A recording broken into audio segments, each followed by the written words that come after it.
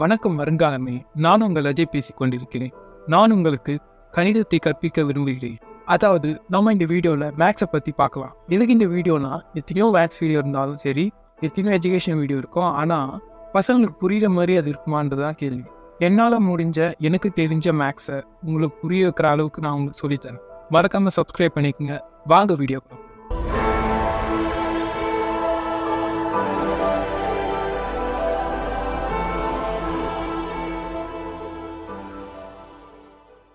எல்லாருக்குமே மேக்ஸ் பிடிக்கிறது இல்லை.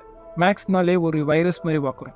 மேக்ஸை பற்றி படிக்கணும்னாலே அது ஏதோ ஒரு தீண்டத்தகாத ஒரு விஷயத்த பண்ணுற மாதிரி பண்ணுறாங்க. பசங்களும் சரி, பெரியவங்களும் சரி. நிறைய பசங்க எதுக்கு இதை படிக்கணும்னு யோசிக்கிறாங்க.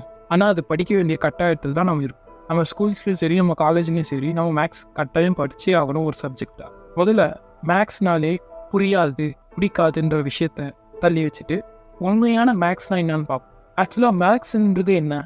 மேக்ஸ்ன்றது நம்மளை சுற்றி இருக்கிற விஷயங்கள் தான். நம்மளை சுற்றி இருக்கிற ஒவ்வொரு விஷயத்துலையும் மேக்ஸ் இருக்குது. ஈவன் நான் பேசுகிற பேச்சில், இது ரெக்கார்ட் ஆகிற வீடியோவில், யூடியூப்பு எல்லாமே மேக்ஸ் தான். நீங்கள் பார்க்குற டிஸ்பிளேல கூட மேக்ஸ் இருக்குது. நம்ம ஒரு மேக்ஸோட யூனிவர்ஸில் தான் நம்ம வாழ்ந்துட்டோம். இந்த யூனிவர்ஸோட லாங்குவேஜே மேக்ஸ். மேக்ஸ் மூலியமாக தான் நம்மளோட ஃபோன்லாம் ஒர்க் ஆகுது. அது மட்டும் இல்லை, நம்ம யூஸ் பண்ணுற இன்ஸ்டாகிராம்லேருந்து, ஃபேஸ்புக்லேருந்து எல்லா சோஷியல் மீடியாவுமே மேக்ஸை பேஸ் பண்ணி தான் இருக்குது. நம்ம யூஸ் பண்ணுற எல்லா வண்டிகளும், ஈவன் சைக்கிள்லேருந்து, ஏரோப்ளைன்லேருந்து, ராக்கெட் இருக்கும், மேக்ஸ் மூலிமா தான் தயாரிக்கப்பட்டு இயக்கப்படுது. மேக்ஸால் எப்படி கிருமிகள் பரவுது, எவ்வளோ பரவுதுன்னு சொல்லிட்டு சொல்ல முடியும். அது மட்டும் இல்லை, அந்த கிருமிகளை அழிக்கிற ஒரு பதிலையும் அதால் சொல்ல முடியும். இந்த எலெக்ஷனில் யார் வின் பண்ணுவாங்க, சீட்டுக்கட்டில் யார் வின் பண்ணுவாங்க, கிரிக்கெட் மேட்ச்சில் யார் வின் பண்ணுவாங்க, இந்த மாதிரியான விடைகள் எல்லாம் நம்ம அது மேக்ஸ் மூலிமா தெரிஞ்சிக்க முடியும். அது மட்டும் இல்லை, மேக்ஸ் அதையும் தாண்டி நம்ம சொன்னது எல்லாம் மனுஷனாக படைக்கப்பட்டது.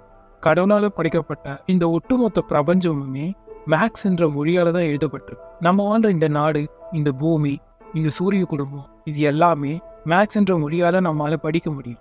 மேக்ஸ் மூலயமா பார்க்காத விஷயங்களை கூட நம்மளால் படிக்க முடியும். அணு எப்படி இயங்குதுன்றதை கூட நம்மளால் தெரிஞ்சுக்க முடியும். ஈவன் அந்த அணுவை நம்மளால் பார்க்கவே முடியாதுன்ற போது கூட நம்மளால் உணர முடியும்.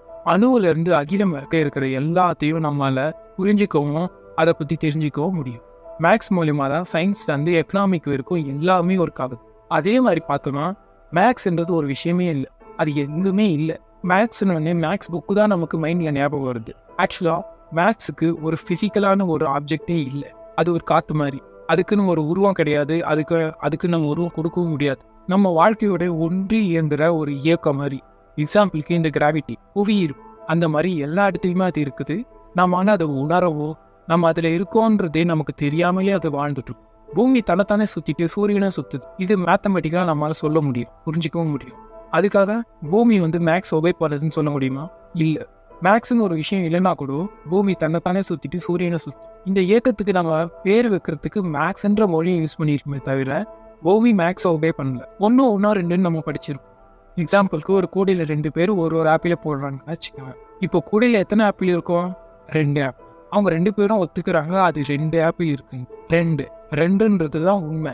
இங்கே நம்ம கவனிக்க வேண்டியது என்னன்னா, உண்மை, அந்த உண்மை எப்போவுமே உண்மையாக தான் இருக்கு.